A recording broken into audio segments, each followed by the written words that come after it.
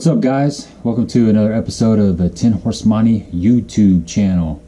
And this is going to be part 2 in the winter series, where I'm just talking about some of my favorite baits to fish in the winter.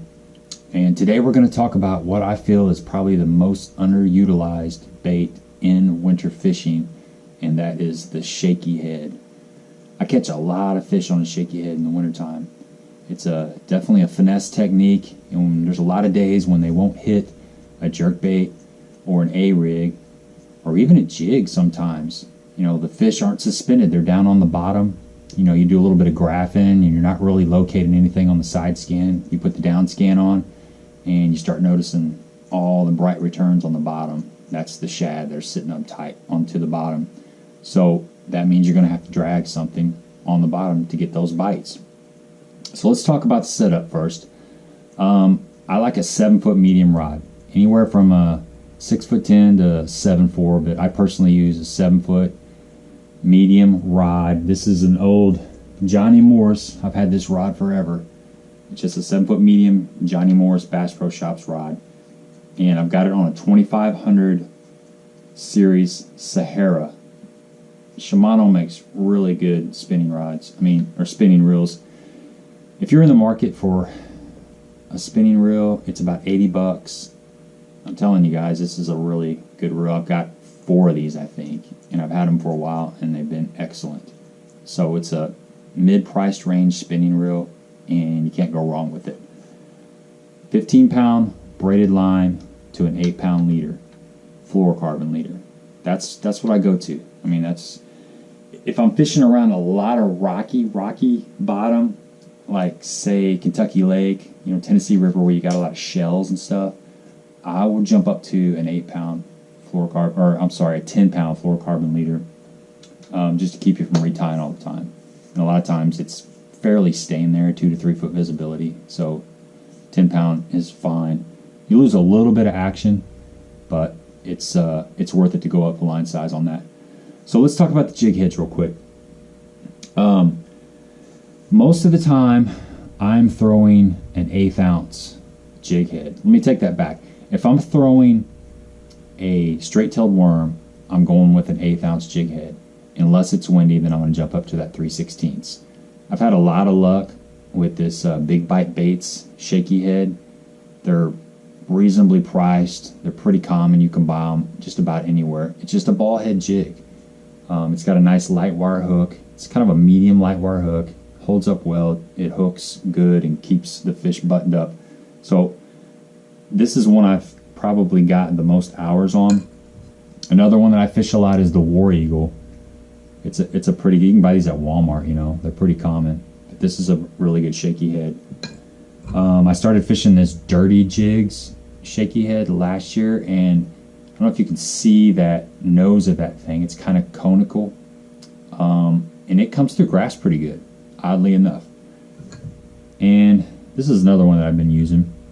I can't even remember the brand of this, but it's got the line tie that's facing the hook point, and it comes through grass really well. So there's 2 kinds of Shakeyheads. There's ones with the screw lock, and then just the straight up jig head. I like these better. I don't like the screw lock all that much. I'll still fish with the screw lock if I, run out of just the ball head.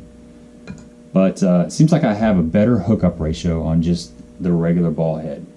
So, and it's cold, and sometimes it's hard to screw these on there. So, a lot of times I find myself going with this. One thing you do got to look for if you're using one with a screw lock is you want that screw lock to be really short, because the closer it gets to that hook point, the less gap you've got and the more fish you will miss.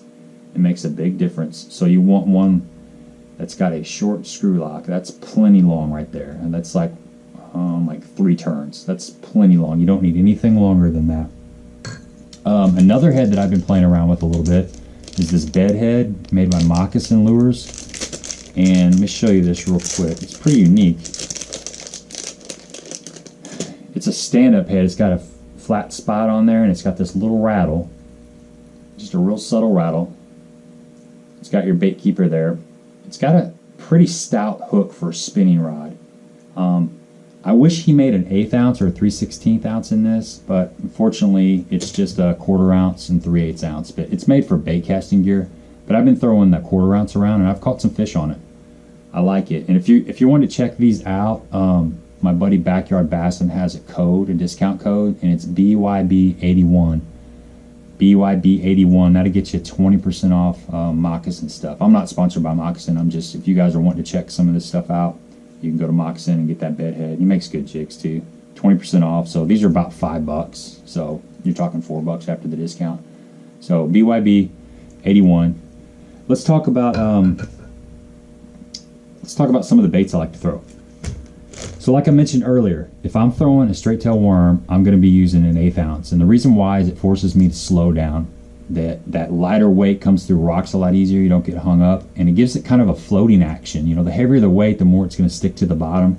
And a lot of these fish, a lot of the bait fish in the winter are real sluggish, and they just kind of glide around. They're not darting around. They're not, you know, doing this. They're just kind of doing this. So that 1/8 ounce, when you pick up on it, it just kind of gets up off the rocks and just kind of glides down. And I really think you get more bites using the lighter weight. If it's windy, you're going to have to bump up to like a 3/16. But my number one go-to is just the Zoom finesse worm.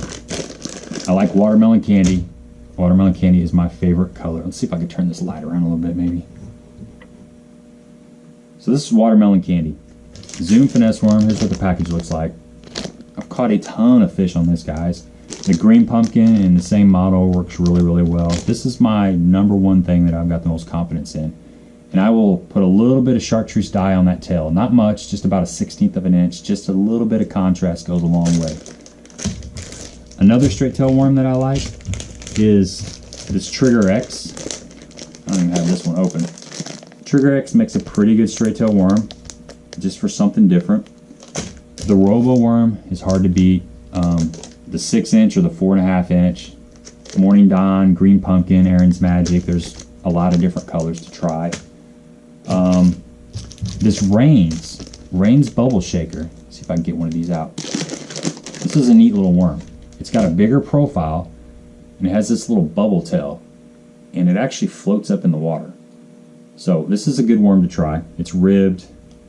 It's got a little bit different look to it. Had a lot of success on that. Here's the 6-inch Robo worm. These are really good baits. Another color that I like in the finesse worm by Zoom is this sungill color. It's got that kind of that bait fish look to it. So watermelon candy, sungill, and green pumpkin are pretty good colors to go with. You can always catch fish on those. Here's another one that I throw a lot, and this is kind of something that not a lot of people throw. This is called the Zoom Fish Doctor. This is, in my opinion, this is a step down on the finesse scale from the straight-tailed worm. It's kind of like the centipede that people used to fish. It's got a flat side on it, and it's rounded on the top. And this is a really super finessey little bait. Same thing, I'm going to chart the tail just a little bit. And I also like to throw a 4-inch Yum Dinger on my Shakeyheads.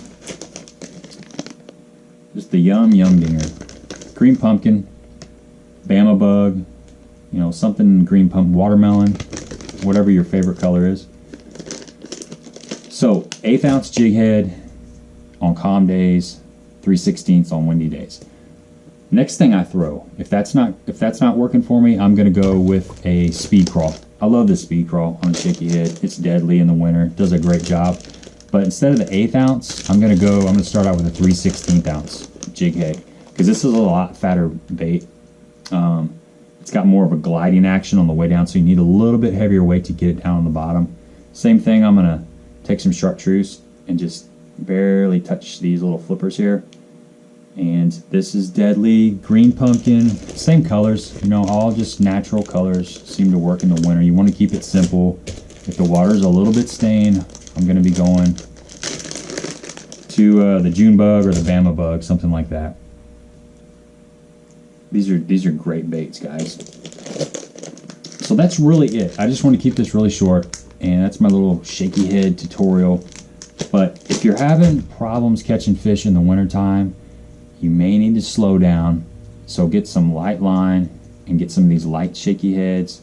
Take your time, you know, fish an area you got confidence in. Some of these 45-degree banks, some of the little channel swings off the sides of some of these points, and just fish really, really slow. And you'll be surprised. You'll get some bites. It's cold out there and the fish are slow, and a lot of times they don't want to chase anything. They just want something really small, really finessey that they can suck up. So Backyard Bassin live stream on Monday nights at 7 p.m. and I'm dropping content Wednesdays and Saturdays, and I really appreciate your time. I hope this helps you out, gives you a little bit more confidence to get out there in the wintertime, because it's a long time till spring and cabin fever will set in quick if you don't get out there. This will get you some bites. Go out there and try it. I think you'll find that it's going to work for you.